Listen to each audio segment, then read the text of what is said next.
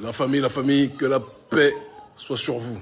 Un honneur, un bonheur, une joie intense de vous retrouver.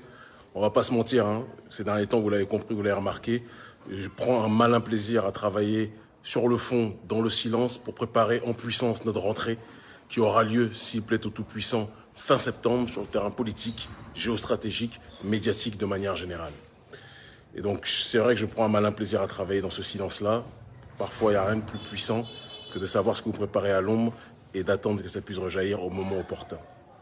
Mais ce qui me force à sortir de ma tanière, au-delà de vos innombrables demandes, mais vous savez que j'agis quand je pense que c'est nécessaire et pas toujours quand on me le demande, mais la réalité des faits est que l'actualité au Mali me pousse, eu égard à un certain nombre de discussions que j'ai eues avec les membres des autorités du côté du Mali, d'accord. Il est important, je pense, que l'on puisse se prononcer sur un certain nombre de points, un certain nombre de sujets ayant trait à la réalité malienne en tant que telle. Donc je vous laisse d'abord vous connecter, d'accord, et on va faire une petite réflexion géostratégique, géopolitique, qui ne durera pas trop longtemps, comme je vous l'ai dit, hein.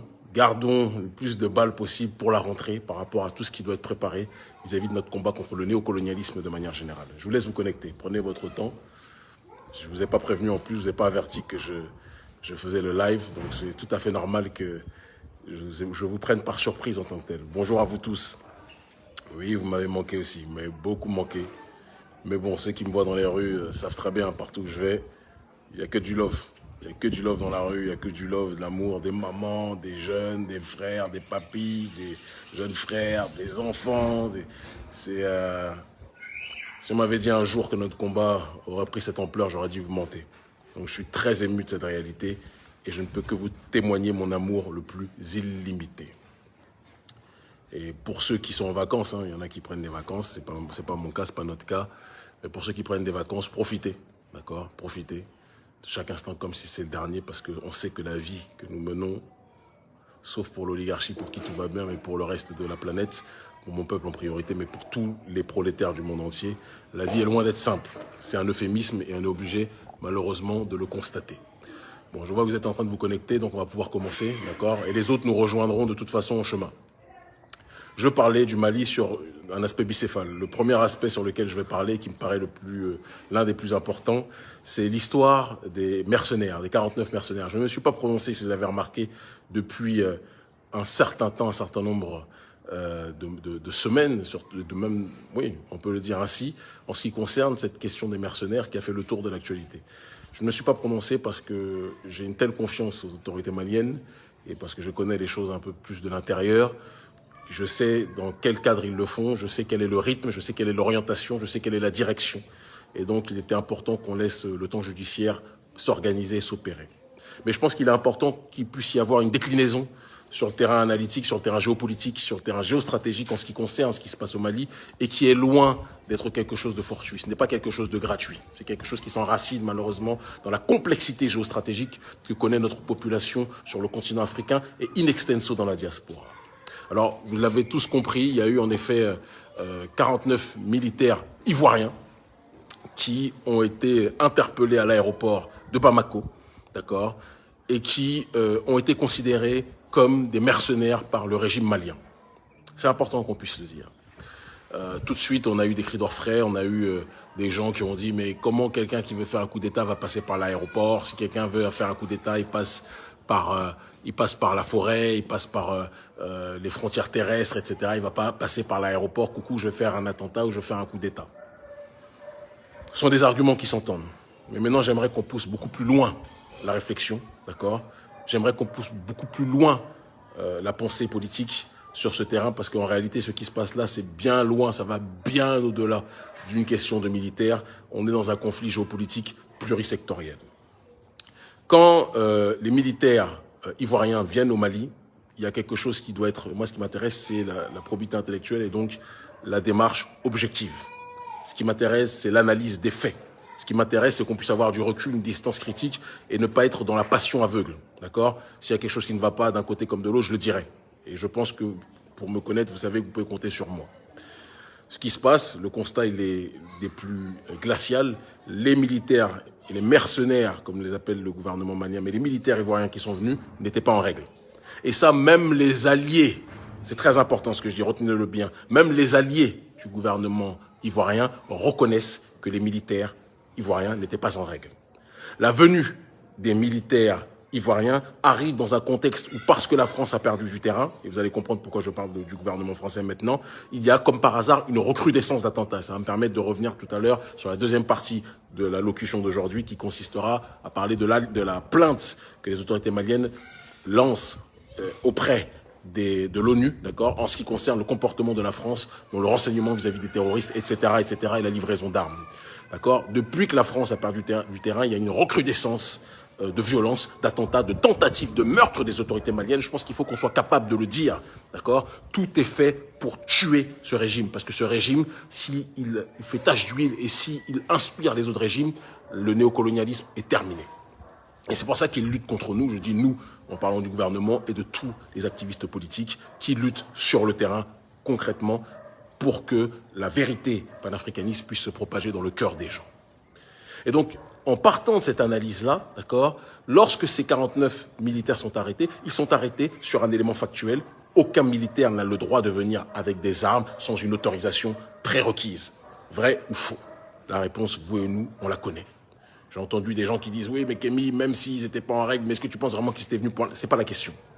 La question, c'est sur le domaine du droit. Quelqu'un vient, des gens viennent avec des armes lourdes, passent par l'aéroport, en provenant d'un pays, et c'est là où ça devient intéressant, d'un pays dont le président n'a cessé, depuis que le régime malien a pris le pouvoir, n'a cessé de tout faire pour poser des sanctions contre le gouvernement malien, n'a cessé de tout faire pour paupériser la population malienne, pour que la population malienne, comme ils l'ont fait à Cuba, comme ils l'ont fait en Iran, comme ils l'ont fait à différents endroits, les pressions, les déstabilisations financières pour pousser la population à se retourner contre les dirigeants locaux. Ça n'a pas marché, parce que le peuple malien est un peuple digne, le peuple malien est un peuple courageux, le peuple malien est un peuple d'une honnêteté et d'une profondeur morale qui dépasse l'entendement. La stratégie d'Alassane Ouattara et de ses sponsors, en l'occurrence Emmanuel Macron, son petit-fils mais qui fait office de son patron, ça n'a pas marché. Et donc les militaires émanant de ce même pays où le gouvernement de Côte d'Ivoire est le pion numéro 1 et le Real de Madrid du néocolonialisme et la superpuissance du néocolonialisme et l'outil numéro 1 de l'oligarchie française. Quand vous avez des militaires qui viennent en n'étant pas en règle, en provenance d'un pays qui fait tout pour vous détruire et vous combattre, vous pensez que le gouvernement malien, c'est des macaques? Vous pensez que le gouvernement malien, ils vont observer comme ça, ils vont dire oui, rentrez. Respectez un peu les gens. Respectez un peu les gens. Les gens qui disent qu'ils ne sont pas venus pour faire des attentats, la question ne se pose même pas sur ce terrain-là. À partir du moment où ils ne viennent pas en règle et qu'ils proviennent d'un pays qui a tout fait pour détruire le Mali, le gouvernement malien est en droit complet d'exiger des excuses et d'exiger que le gouvernement ivoirien reconnaisse qu'ils ne sont pas venus en règle, ce que tout le monde sait. C'est important qu'on le dise. Tout le monde sait que les militaires ne sont pas venus en règle. Est-ce qu'ils sont vraiment venus pour faire des attentats? Sincèrement, ce n'est même pas le postulat de la réflexion, ce n'est même pas le sujet du débat. Moi, j'ai envie que tout Africain qui est en difficulté, qui est arrêté et qui n'a peut-être pas commis ce dont on l'accuse, j'ai envie qu'il rentre. Là n'est pas le souci. Mais ce dont on les accuse, c'est d'être venus dans des conditions illégales. Et un militaire qui vient dans des conditions illégales, dans un pays qui est en proie aux attaques terroristes depuis que le sponsor du terrorisme, en l'occurrence l'oligarchie française, a été chassé, il est tout à fait normal que ces militaires soient appréhendés. Ça, les militaires qui sont arrêtés à l'heure actuelle au Mali, il faut qu'ils s'en prennent au gouvernement Ouattara. C'est eux les responsables, ce n'est pas le gouvernement malien. C'est important qu'on le dise. Si on ne le dit pas, on n'a rien dit. Si on ne l'expose pas, on ne dit pas les choses de la manière la plus claire, la plus explicite. Or, nous sommes là pour dire la vérité. Nous sommes là pour agir et pour nous exposer, nous prononcer avec clarté. Donc quand j'entends des gens, notre messagerie, sur notre page de plus d'1 million de personnes, notre messagerie remplie, oui Kémy, il faut que tu te prononces, oui mais Kémy, est-ce que tu penses vraiment que quelqu'un peut venir à l'aéroport pour faire un coup d'État? La question n'est pas est-ce qu'ils sont venus à l'aéroport pour faire un coup d'État ou pas, la question est 2 facteurs. Premier facteur, ils viennent d'un pays qui fait la guerre économique, la guerre politique, la guerre diplomatique au Mali depuis le début de la prise de pouvoir du camp d'Assimi Goïta, qui aujourd'hui a montré, je l'ai dit, c'est mon frère, Assimi Goïta et le gouvernement malien ont pris leurs responsabilités. Aujourd'hui, ils donnent la fierté à un certain nombre d'Africains. Il faut qu'on soit capable de l'accepter. Et si lui ne parle pas pour diverses raisons qui lui appartiennent, nous, on va dire les choses qui se doivent d'être dites. Et ils savent pourquoi on le fait. Donc, Aujourd'hui, le gouvernement ivoirien doit présenter ses excuses au gouvernement malien. Et quand il présente ses excuses au gouvernement malien, il présente ses excuses parce qu'ils sont soi-disant à cheval sur les règles, alors que eux-mêmes, Ouattara qui parle de respecter les règles, de respecter la Constitution, le plus grand violeur de Constitution, d'accord, le plus grand violeur des droits africains. Parlons des prisonniers politiques en Côte d'Ivoire qui sont arrêtés jusqu'à aujourd'hui, d'accord, sur lesquels M. Dramane Ouattara ne se prononce pas. Il n'y a que les patrons qui sont libérés, etc. Hein, mais les autres, ceux qui ont risqué leur vie pour une autre Côte d'Ivoire, sont encore aujourd'hui incarcérés. Ça aussi, il faut en parler. Donc, il donne des conseils de respect des droits, mais ne les respecte pas. Il envoie des militaires sans la légalité, d'accord. Et après, il pense que les gens vont accepter, sous prétexte que la Côte d'Ivoire est une puissance économique sous-régionale. Non, respectez les Africains. Respectons-nous. Alassane Ouattara a choisi un camp. Quand il parle, quand il agit dans la sous-région, il agit en tant que le porte-parole de l'oligarchie française. Et il est imité aujourd'hui par le président du pays auquel j'appartiens, Patrice Talon, qui essaye d'être un micro-Ouattara, qui aujourd'hui, lui aussi, veut tout faire pour avoir le plus grand nombre de partenariats économiques, et évidemment avec la France, parce que malheureusement, dans un système de suprématie de la France, de suprématie de l'oligarchie française, dans un système de France-Afrique, ceux qui sont les plus proches de la France, ceux qui sont les plus amoureux de la France, ceux qui font preuve de la plus grande soumission vis-à-vis des intérêts français, ça sera ceux qui seront le plus accompagnés dans le cadre de ce que l'on appelle le développement, dans l'acception, bien évidemment, occidentale. Il faudra un jour qu'on redéfinisse le terme de développement. Développer par rapport à qui, par rapport à quoi, ressembler à l'Occident en tant que tel. Si c'est ça votre développement, gardez-le. Un certain nombre d'entre nous, on n'en veut pas. C'est important, je ferme la parenthèse. Donc les 49 militaires qui sont arrêtés, quand j'entends des gens qui disent qu'Émi, il faut que tu te prononces, c'est injuste, ils ne sont pas être arrêtés. Si. Il faut qu'ils soient arrêtés et les seuls qui peuvent faire en sorte qu'ils ressortent, c'est le gouvernement ivoirien à partir du moment où ils présenteront leurs excuses et exprimeront devant la place publique, sur la place publique, qu'ils ont fauté, qu'ils n'ont pas encadré le déplacement de ce contingent militaire de la manière légale. Tout le monde le sait, les gens de toutes les institutions internationales le savent, tout le monde le murmure, que le gouvernement ivoirien a fait une faute monumentale sur ce terrain-là. Et quand le gouvernement malien, maintenant on vient dans le vif du sujet, demande ses excuses, personne n'est naïf. Tout le monde sait que ce n'est pas simplement parce que ce sont des militaires qui veulent faire un coup d'État, etc. Ça va beaucoup plus loin. Le gouvernement malien exige des excuses du gouvernement ivoirien pour son rôle au sein de la France-Afrique, pour son rôle dans la volonté de tuer la révolution panafricaniste. Et c'est une arme de pression. C'est une arme de pression qui est faite pour que les autorités ivoiriennes, devant tout le monde, changent leur attitude de soumission vis-à-vis de la France. C'est pour ça que le gouvernement malien est en train de serrer le poing, est en train de densifier aujourd'hui les négociations, en train de durcir les lignes de cette négociation, parce que le gouvernement malien ne veut pas tergiverser face à ceux qui sont le poison. Avant, c'était Houphouët qui était le poison de la sous-région, demandé à Thomas Sankara, paix à son âme, d'accord, dont le meurtrier d'ailleurs est hébergé par Alassane Dramane Ouattara. Ok, c'était celui que l'on sait, Houphouët. Aujourd'hui, le pion de l'oligarchie française numéro 1, c'est Alassane Ouattara. Et donc le gouvernement malien demande à Alassane Ouattara de s'excuser pour son comportement visant à saper les efforts patriotiques de la nouvelle génération panafricaniste qui veut se prendre en charge, qui veut être respectée, qui veut être écoutée, qui veut être acceptée. C'est de ça dont il s'agit. J'ai une pensée pour les militaires qui sont arrêtés. J'ai une pensée pour leurs familles. Je veux que vous sachiez que ceux qui sont innocents, ceux qui n'ont rien fait, qui se retrouvent dans un imbroglio géopolitique à cause de l'irresponsabilité du gouvernement ivoirien, je veux que vous sachiez que nous pensons à vous. Vous êtes nos frères, nous vous aimons. Mais il faudra aussi que vous réfléchissiez à l'avenir. Ne vous engagez pas dans une armée juste pour être militaire quand vous savez que le président que vous servez est un président qui est l'outil numéro 1 de ceux qui pillent notre continent. Réfléchissez aussi à cela. À un moment donné, il faut que chacun assume la portée de ses actes. Et ça, c'est valable pour tous les militaires. Soit vous vous soumettez à la justice du peuple, soit vous vous soumettez à la corruption de nos élites. Dans l'un des cas comme dans l'autre, une chose est certaine, l'histoire vous jugera pour les actes que vous aurez posés. Assimi Goïta a pris ses responsabilités. Un certain nombre de militaires africains dans l'histoire ont pris leurs responsabilités. Il ne tient qu'à vous de prendre les vôtres. Mais arrêtez de servir des gens qui dépouillent notre continent, qui pillent notre continent, qui vident les ressources de notre continent pour vivre de manière agréable pendant que leur peuple vit en dessous du seuil de pauvreté. Demandez à Patrice Talon de quoi il en retourne, il sait très bien de quoi je parle. Il le savait quand il Il était déjà en train d'accaparer toutes les ressources de l'État au Bénin, d'accord? Et il le sait encore plus aujourd'hui maintenant qu'il est président. Et c'est la même chose pour Ouattara, c'est la même chose pour tous ses dirigeants. Pour tous ses dirigeants. C'est important qu'on le dise. Et dans la suite logique donc de ce conflit géopolitique, au sein duquel donc les 49 militaires ivoiriens, mercenaires ivoiriens, parce qu'ils sont c'est du mercenariat que de travailler pour quelqu'un, d'accord, qui ne sert pas les intérêts de l'État. C'est du mercenariat que de travailler pour quelqu'un qui lui-même sert les intérêts privés de l'oligarchie occidentale. C'est du mercenariat. Vous ne vous en rendez pas compte, mais c'est du mercenariat. Et donc le terme de mercenaire est un terme malheureusement qui est légitime, même si certains le servent sans réfléchir à la portée de leurs actes. Et on espère qu'ils changeront avec le temps. Je ferme la parenthèse, je passe à la deuxième étape de la réflexion.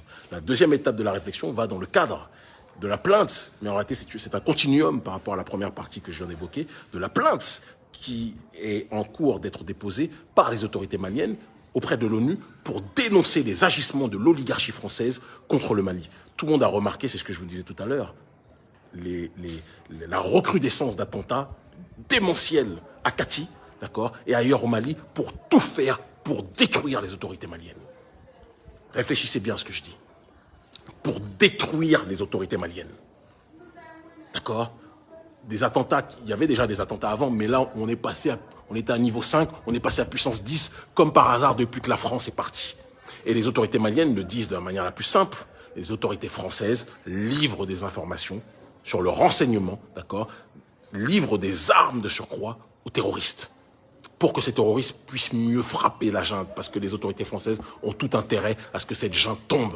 Emmanuel Macron qui vous disait avec son et je souffre quand je pense à lui, Achille Bembe, quand j'étais jeune, je le lisais, je le prenais comme une référence intellectuelle. Quand je vois ce qu'il est devenu, j'ai la nausée. D'accord? Emmanuel Macron qui vous disait la France-Afrique est terminée alors qu'il est en train de la renouveler, lui et tous ses pitres. D'accord? De l'intelligentsia compatible avec les intérêts de l'autorité française. Je sépare l'oligarchie française du prolétariat français qui n'a rien demandé et que je salue avec amour et fraternité. Soyons précis aussi là-dessus. D'accord? Donc, il y a aujourd'hui, dans le comportement des autorités françaises, une volonté de densifier, de donner le plus de moyens possibles aux forces terroristes pour que celles-ci déstabilisent le Mali, pour que la France puisse se réinstaller, parce que le Mali est un lieu géostratégique extrêmement puissant, dont la France a besoin pour pouvoir rayonner et pour pouvoir sécuriser l'accès aux ressources. C'est de ça dont il s'agit. Si vous ne comprenez pas ça, vous n'avez rien compris. Si vous ne comprenez pas ça, vous n'avez rien compris. Donc, quand vous analysez cette situation, quand vous comprenez cette situation, quand vous comprenez que la France qui vient dépenser de son temps, qui vient distribuer des bons points, de mauvais points de démocratie, alors qu'elle-même, elle est la force armée et la force financière qui soutient le terrorisme, quand on sait que c'est cette même oligarchie française qui, accompagnée des États-Unis, a assassiné Kadhafi de telle sorte que cela a dérégulé aujourd'hui le Sahel, a détruit la Libye et dérégulé le Sahel, et ce sont ces mêmes personnes qui ont mis le feu au Sahel qui viennent vous dire on a les conseils pour savoir comment éteindre le feu. Mais vous vous moquez de qui?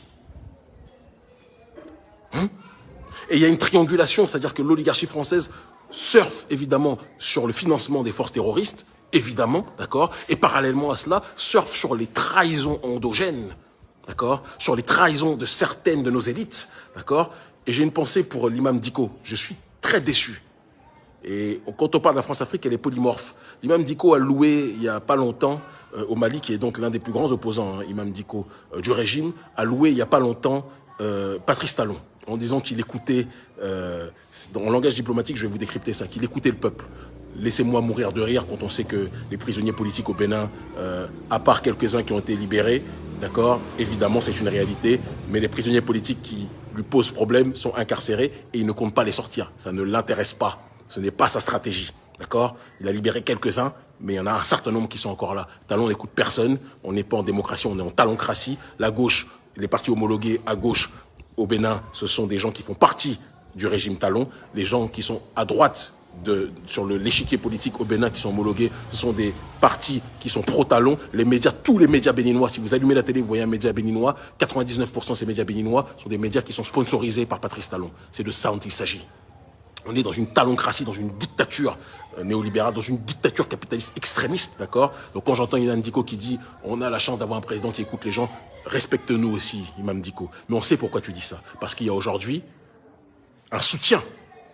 On ne sait pas de quelle portée, mais un soutien du régime Talon, sans aucun doute, vis-à-vis de toi. Parce que tout est fait pour te soutenir, toi et l'oligarchie française, et aussi les ennemis du régime malien, d'accord, notamment les Talons et compagnie, te soutenir, toi, contre le régime Goïta, pour que tu puisses faire tomber le régime Goïta et prendre le pouvoir à sa place, toi qui es beaucoup plus lié et accepté par l'oligarchie française. Au départ, tu l'étais pas trop, tu faisais peur.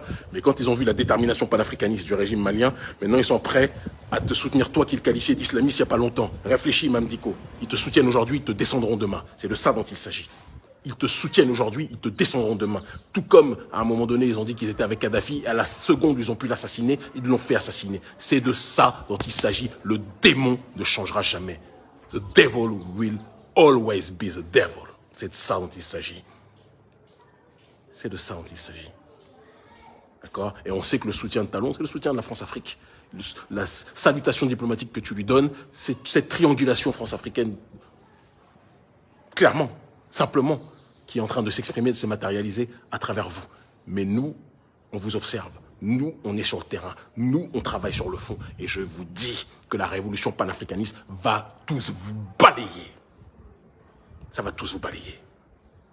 Tous ceux qui s'opposent au vent de la dignité africaine, tous ceux qui s'opposent au vent de la justice africaine, tous ceux qui s'opposent au fait de rendre l'honneur à nos martyrs que la France-Afrique a assassinés, on va vous balayer. On va vous balayer. Il n'y a pas d'autre mot, c'est le prix de la liberté. Vous nous avez mis en prison, nous sommes toujours debout. Vous nous faites surveiller par tous les services de renseignement, nous sommes toujours debout. Vous faites tout pour harceler nos proches, nous sommes toujours debout. Vous envoyez des menaces de mort, nous sommes toujours debout. Et on verra le bout. Et ce bout, on le verra quand vous-même vous serez à genoux. Vous finirez par comprendre. Nous vous surveillons. Nous nous préparons. Nous nous organisons. Nous sommes déterminés et nul ne pourra nous arrêter. Ils finiront par comprendre.